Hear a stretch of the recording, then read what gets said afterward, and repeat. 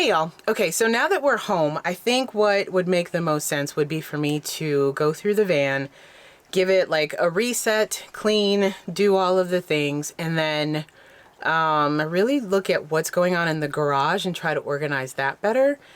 And then probably discuss some of the things that were lessons learned from our trip. All right, let's go.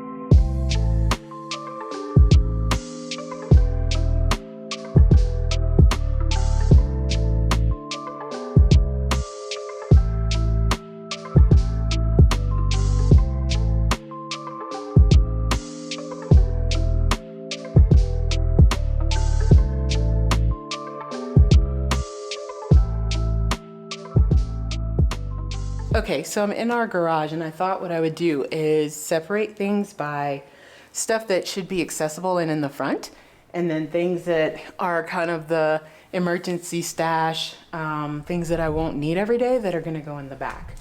I realized while I was out just how important this is. This is the, it's like a patio tarp thing that goes in front of the door and kind of keeps the van clean and provides a place for Kiri to hang out.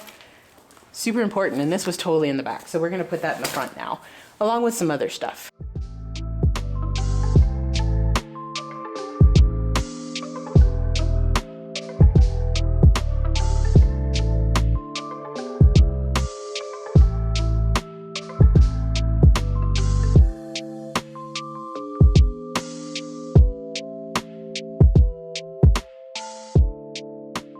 So the other thing I have to remember is that at some point there's going to be a small freezer that goes here. So there's going to have to be something that is here, or actually no, the fridge would go here and then I would be able to put soft stuff on top of it. Okay, so next I'm gonna put away the canopy that I used. I won't be taking that out again, not gonna lie. If you look at the reviews, it says that it's really hard to put together if you're just one person. I would say that if you're SUV camping, it works just fine. I was able to use it as a canopy off of the, like the hatchback, off of the, whatever that thing is in the back that opens up. That worked fine, super easy to set up. Having it be a standalone for this, absolutely not. So I'm gonna head to storage at some point this week and pull out my canopy, the actual one, and that's what we're gonna put into the van. But for now, we gotta put this one away. No.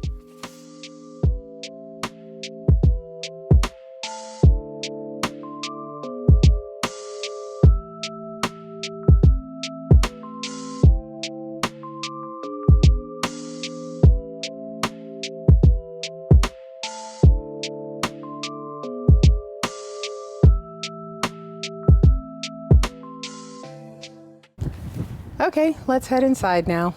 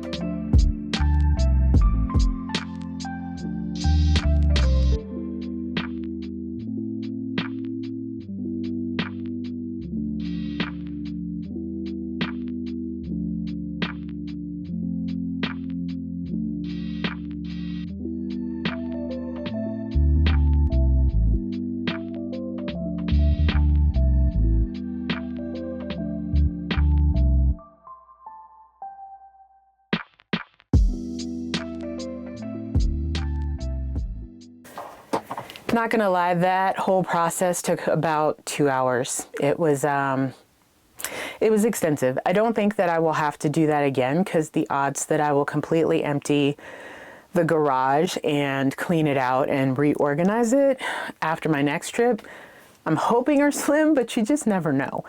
So, lessons learned. I would say number one is to try to do the reset as soon as possible after I come off the road. For this time, one of the things that was kind of treacherous was the smells. There were a couple things that when I took them out, and I knew this, and still, just because of circumstances, I didn't end up emptying things right after my trip, but I waited several days. The gray water tank was gross, but not super smelly.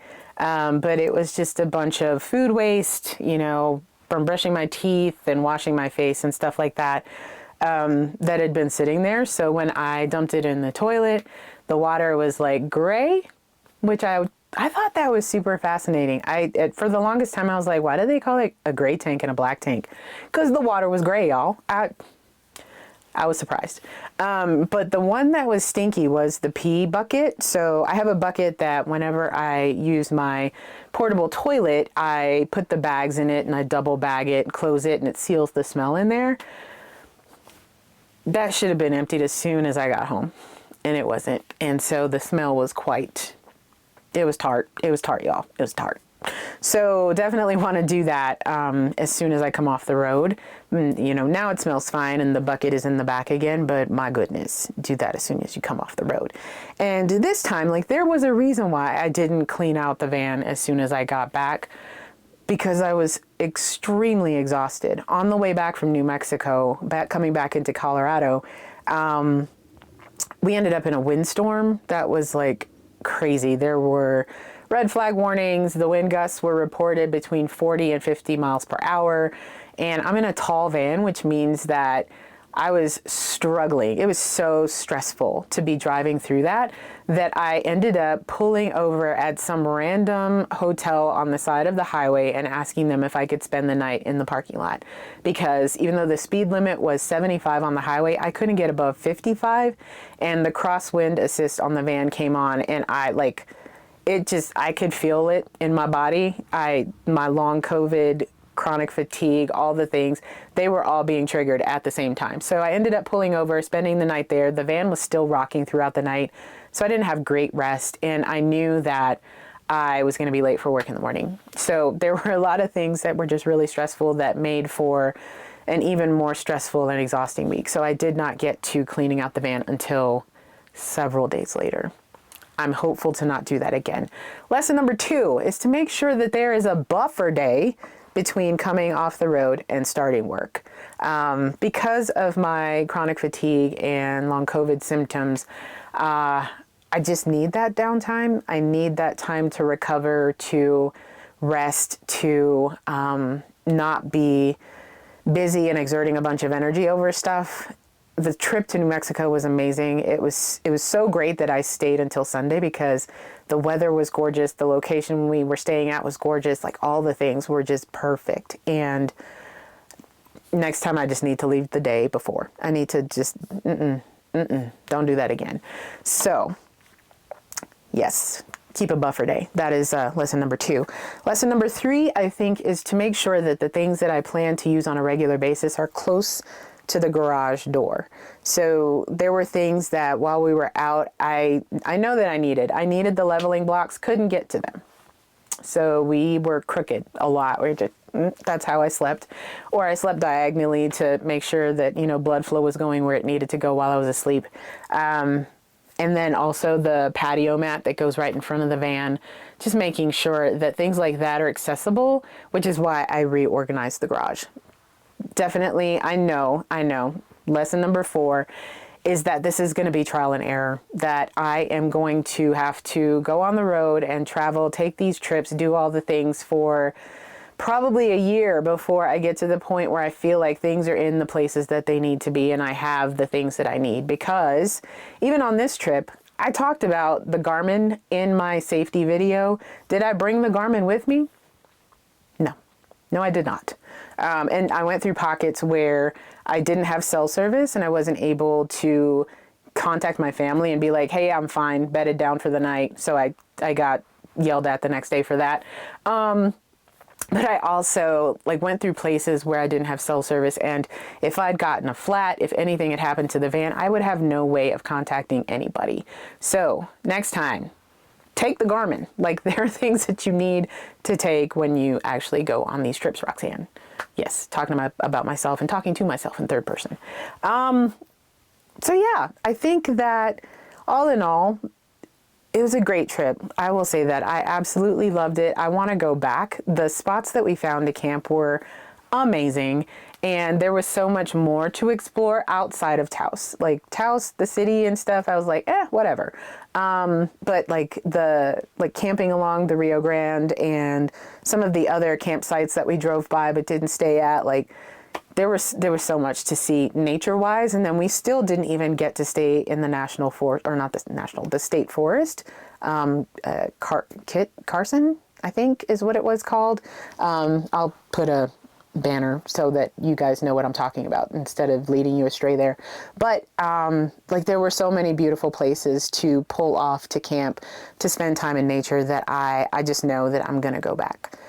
But in the future, I'm still taking recommendations. So if you are familiar with like the middle of the United States, not the West Coast or the East Coast, just because for me personally, with chronic fatigue and needing to manage my energy, I can't do super long road trips. So 5 to 6 hours, probably maximum. If you know of places that I should go and camp, drop them in the comment section, because I would love to branch out a little bit. I have a list of places that I want to go this year. That I will definitely share on the channel, of course. But if you guys know of other places that I should be going, drop it in the comments. All right, so I think that's going to be it for this video. I appreciate you. If you're still here, if you're still watching, know that you are amazing and that I am grateful. And yeah, I think I'll just see you in the next video. Until then, take good care.